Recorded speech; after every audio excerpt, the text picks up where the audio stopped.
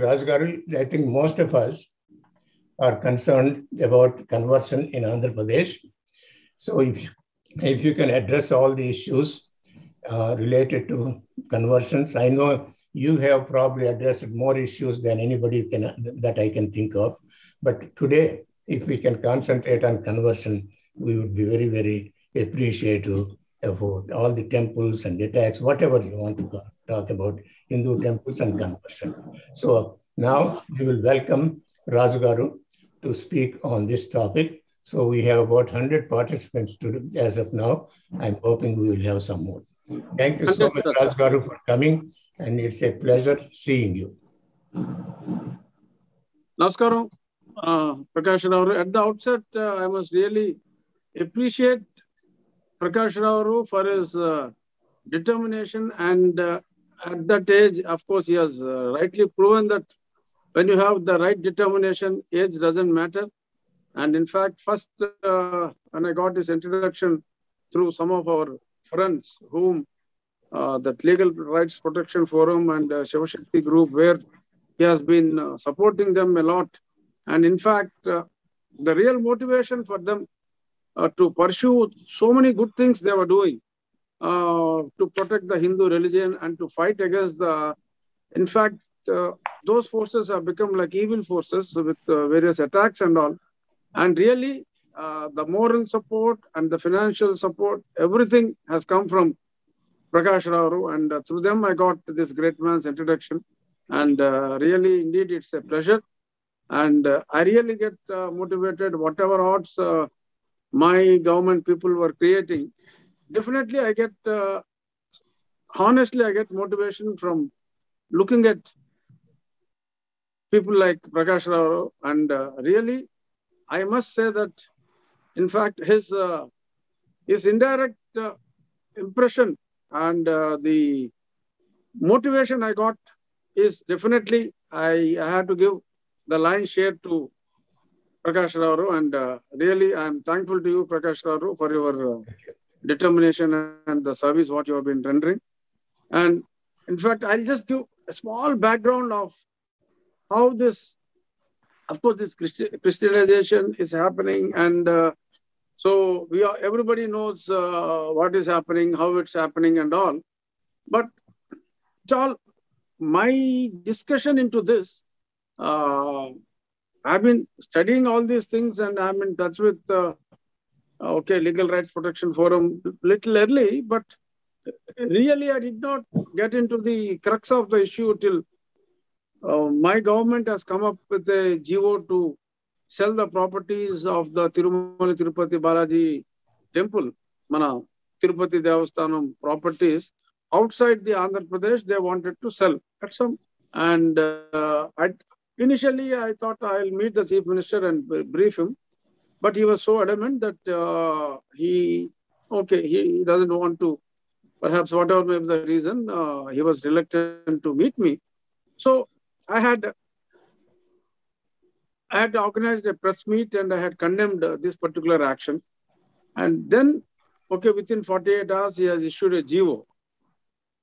After the issuance of the GO, at times now, for the first time I had come across another daring and dashing personality, Mr. Mohandas Pai, in that Times Now interview. If possible from inside, so, if not, leave it inside. If there is a way, you can. Is that open? Yeah, am I clear, sir? Am I audible? Yeah. Yes. So in the Times Now interview, initially I thought that it is only on the temple lands and how it is going and how it got stalled and all. Debate is supposed to be that is what I had been briefed. But Mr. Mohandas Pai has come out very violently criticizing. It is your government, Mr. Raju, that they were doing the Christianization in a rampant way, and very soon Andhra Pradesh would become a Christian Andhra Pradesh. So then I said, yes, Christian, it is happening. No doubt the conversions are happening in a rampant manner. In AP, it might be happening a little more. There is no doubt. One has to admit it. And one fact I had revealed on that day is that Yeah. in reality, the Christian percentage is definitely not less than 22% because by then, Yes. 7-8 months before only I got elected and I had gone round and I've seen the number of churches myself for the first time, even in a small village where hardly there were 1 or 2 small temples, there were 4 or 5 churches, and some small churches also were air conditioned, and excellent facilities were there. In fact, I was stunned to look at those kind of infrastructure and was shocked how they were getting the funds and all. And okay, that was only an observation. So then when Mr. Mohandas Pai, we were talking to him, I said, as per the census, it is less than 2%, but in reality, it is 22%. This statistics, I had brought it out. And then that particular channel, perhaps they have misunderstood that I said, it is only in this government, it has come out from 2% to 22%. And subsequently, government started calling for tenders for the construction of the churches, which is an abnormality and which is a direct attack on the constitution. And in fact, I wrote letters even to the Chief Minister that it is incorrect. And I had informed the Honorable Home Minister, Government of India, and the Honorable Prime Minister. I met the Honorable Prime Minister personally, and I had shown him the tender documents being called by the government to construct the churches. But whatever I had done, ultimately they did not bother, and they were continuing calling for the tenders. Already some 4 or 5 churches. Initially it used to be around 10-20 lakh, but now recently one church at around 108 lakhs or 118 lakhs. They are called for the construction of the church with the cost of the government. So this is how, with their own determination, they were going ahead. And in fact, they have filed several cases against me when I wanted to go to my constituency. They have filed several cases against me saying that I am creating the rift between various religions by talking by virtue of me complaining, bringing this to the knowledge of the Honorable Prime Minister or the Honorable Home Minister, by whoever is reading that complaint. So there were differences among the community under 153A subsection on a single day at 6 p.m. at 6 different police stations. They have filed identical cases. And another case, that one SC/ST atrocity case, also has been lodged against me. And I was not allowed to enter my constituency. And of course, since then, they were not allowing me to enter my constituency. So like this, whoever talks about the constitution, I had only brought out the constitutional provision. What I told was, because of a converted Christian not showing that he is already converted, the real opportunity, the benefit that was given to my Hindu brother, that is being taken away illegally by another one. Because this particular reservation is specifically given for Hindu Dalit. So their opportunities are being taken away. And on this platform, I raised the issue. But unfortunately, till now, there is no great action. In fact, from Madras High Court, recently there was a judgment in line with this particular thinking. But still, people were misrepresenting. And even there were several MLAs, couple of MPs, who regularly they go to the church, who got married in the church. And some of them have got even almost Christian names, but still they continue as Hindus and the opportunities of the Hindus are being taken away. See, earlier the trend was, okay, they were getting some outside funds and forcibly they were doing. But now with the indirect, because government can't, okay, now we can't even say indirect, because when the government is calling for the churches, we'll have to call it direct only. So now with this kind of support and shutting down the voice of the people, whoever is opposing this particular anti-constitutional activity, and in CBCID, in fact, recently we would have seen, in fact, the head of CBCID openly, he propagates his religion, and it's an open secret. In fact, I had filed a complaint to the Union Home Minister and Home Secretary. Directly, I have submitted his videos where he has openly propagated Christianity, and he has come into service under his scheduled caste reservation, but not under BCC. Otherwise, what he really belongs to. Because in Christianity, there is no caste. So, in a religion where they don't believe in caste system, and someone getting converted into that and being called by his caste, so there is no respect for him even in that religion, on that religion perhaps. So it is a direct violation, and I said he should be removed from the service. Okay, they had given him notice, and in fact, the moment I had sent it, he has removed all the videos from the YouTube. But anticipating this in advance, I had taken out the CDs and I have sent the CDs to the Home Ministry. So now they have called for that information, and we will have to see what will happen. So there, it's a, I can't say it's a strange coincidence. Even the Director General, the DIG, and additional SP who plays a very key role, and so many down the line, all belong to that particular religion. So how in one particular department, right from top level up till the real decision makers down below, they were all of one particular religion.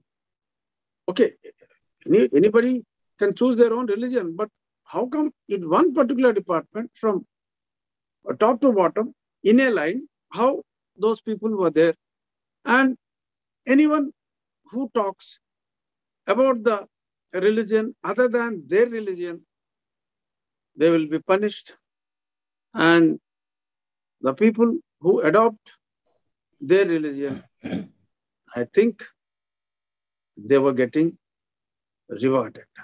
So these are all the facts which nobody can deny. And I don't think even my government top bosses also would deny, because it is happening openly through the tenders. And now we'll have to see if really the act is, whatever is there in the constitution, if that is implemented strictly, definitely the whoever is getting converted, they are not getting converted. They are, in fact, a lot of provocation. So people were coming in buses, even when during Corona was at the rampant phase, even they were coming and in buses, and they were entering the houses, and they were telling that if you, and another major conversion recently, how they were doing is the new volunteer system has come. So those volunteers, it was reported at many places that, in fact, they go to the houses and they will, in fact, volunteers were given some, it was reported. Of course, I did not go to my, in fact, I was not allowed to go to my parliament also, but for the last 1 year. But what I had come to know from reliable sources is that even some of the volunteers were given the task to spread the religion, and from where the volunteers were getting the salary, so they were getting the public money. So in a way, see, I can't, this is the information what I got, because as a public representative and as a person who has got several cases, I would be having some limitations on what to talk. So I'm carefully telling that it is the information what I had received. I'm not giving this as a statement, as I cannot give it as a statement. But what I had come to know through some reliable sources, and as all of you have got your own roots at your own villages in the state, you can also check up whether it is a fact or not. And then if it is a fact, yes, we will have to bring it to the notice of whom is a big question. Because Kanche Chenumeste Anna Samata, it will apply here. So Kanche Chenumeste, what are we supposed to do? Yes, but we can certainly approach the court, and if we can collect the evidence, if whatever news I heard, if that is a fact, then though we can't get any support from the government, but definitely as it is against the constitutional provisions, if the volunteer who is getting the salary from the government, if they were indulging into the propagation of any religion, and if he is prompting people to convert, yes, then we can certainly approach the court, and maybe we will have to, all of you have to collectively look in that direction also. So I'll be concluding by saying that yes, it is happening, Christianization is happening, and at some places directly, and at majority of the places indirectly, and whoever is opposing or whoever is bringing out the constitutional provisions were being treated badly, because I have restrictions to talk about, especially, I don't have any other restrictions, but there were restrictions for me to talk about my own case. Of course, there is no need for me to talk about my own case, because hardly there is anyone who doesn't know what has happened. So there is no need also for me to talk about my own case. So I don't talk about my own case, but definitely there is a need for everyone to protect Hinduism and protect our brothers from not getting provoked or tempted to switch over from our religion to any other religion. It is, yes, it is our responsibility. Our such a great culture, our Sanatana Dharma is in danger. So it is our responsibility to see how best we can protect. And Prakash Rao, he has already he has engaged 20 people to stall that process and to reconvert the people who got fallen in the trap and got converted to Christianity. So he started bringing them back. So it started, and this kind of drops only will become an ocean ultimately. So if every one of us start working towards this and See, when a Christian is feeling proud to say that I am a Christian, of course, not because of the reservation. Otherwise, leaving the reservation part, even though on record he is Hindu, he say, I am a Christian. And why are we not able to come out openly for the protection of Sanatana Dharma? Why only we should look at one particular party, or sorry, not the party, one particular, only RSS, they are doing their best to protect the Sanatana Dharma. Why only we should leave it to them? We all must come out. We all must come out openly and to the best of our ability, taking, again and again I am telling, taking Prakash Rao at that age, how with his dedication, sitting at thousands of miles away, how he is monitoring, how he is in regularly touch with our Legal Rights Protection Forum and Shiva Shakti. So like that, if all of us can work together, definitely we can certainly get associated with this kind of organizations, and let us definitely make a beginning to protect our Sanatana Dharma to the best of our ability. We all can do our own works, but at the same time, spend some time for the protection of Sanatana Dharma. And we have good people like Mr. Mohandas Pai and several people were there. Let us all try to get in touch with all of them, and definitely we can, I think collectively we can definitely protect our ancient Sanatana Dharma. So that's it, sir. Now we can start the discussion among ourselves, and so I'll be listening, and wherever any doubts or any questions, if you want to ask me, I'm available till we complete the discussion. Please go ahead, sir.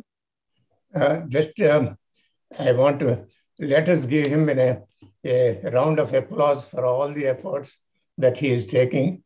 And I feel that we should really appreciate what he has done.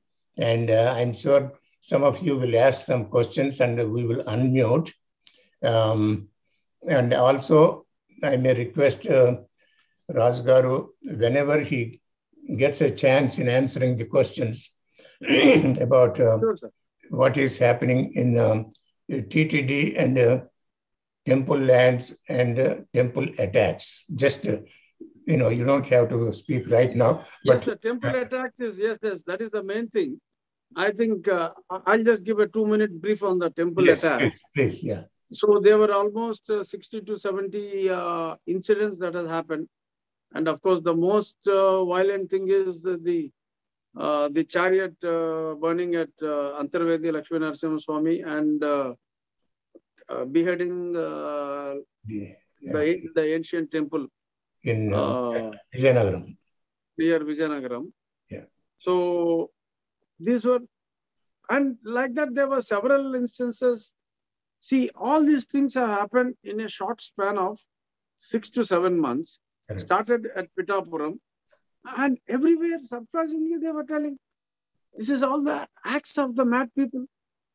And if people were so mad, why are they not touching any church? Why are they not touching any mosque? Only how come they attack only the Hindu temples? And it is not one mad fellow attacking one temple at one place, right from Rayalaseema, at Guntur, near Vijayawada, at Vijayanagaram, Godavari districts, started in East Godavari, then West Godavari, in between at Bitragunta, near Guntur, so at so many places. So they have started. Of course, it is anybody's guess, but anyhow, police said it's all mad people's act. At some places they said some rats have done it. So these kind of So stupid reasons they gave. Yeah. And finally, for that Antarvedi and a few things, they said, okay, you figure out. You engage CBI and you get it investigated. And surprisingly, the main person who supposed to have done that under the guise of madness, he died in an accident 10 days back. So I can't say that it is not an accident because it was recorded as an accident, but a mad guy, how can he drive? So yes, he's driving. And when he's driving, there was an accident. Some vehicle had hit him. Unidentified vehicle had hit him. And that mad person died. So you have identified one person that he is responsible for the burning of the chariot. And that person is no more. So what kind of investigation, even if tomorrow CBI takes it up, what is that they can do? And at some places, they have filed cases against the people who have given the complaint. And today it's a big news in Andhra Pradesh that one person who has given a complaint to human rights, of course, I don't even know him. His name is Mani Ratnam because I've seen the news today that Mani Ratnam is released. I thought, what has happened to the popular film director Mani Ratnam? So who has arrested him? Then I realized that it is one Mr. Mani Ratnam from Newsweek who has filed on the day of my arrest, who has filed a complaint to State Human Rights Commission to condemning that particular act. And he was harassed by the police and he has been beaten up. That is the social media news today. And police have arrested and supposed to have threatened him. And he was just released and it is a big news. The person who gave complaint to the human rights was tortured. I'm only telling again and again, I'm a little overcautious.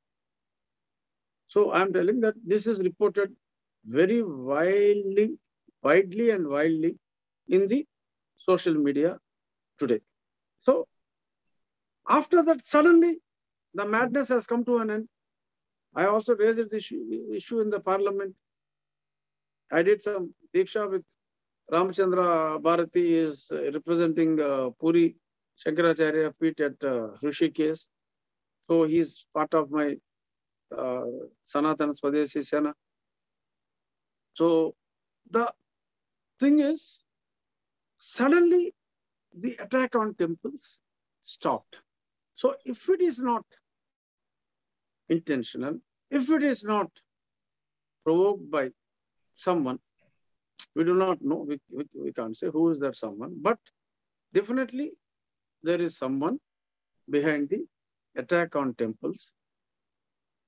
Because we have condemned, because we all have raised our voice at various forums, that is the reason why that was started. So we will have to take, okay, we feel sorry for what all has happened, but for the retaliation, but for the reaction from the Hindu brethren, those attacks would not have got stopped. So that's why the people who, there is no need for us to hate any other religion. Okay, they respect their religion. So in the same way, we must also respect our own religion and we must also protect our religion because religion is under threat now.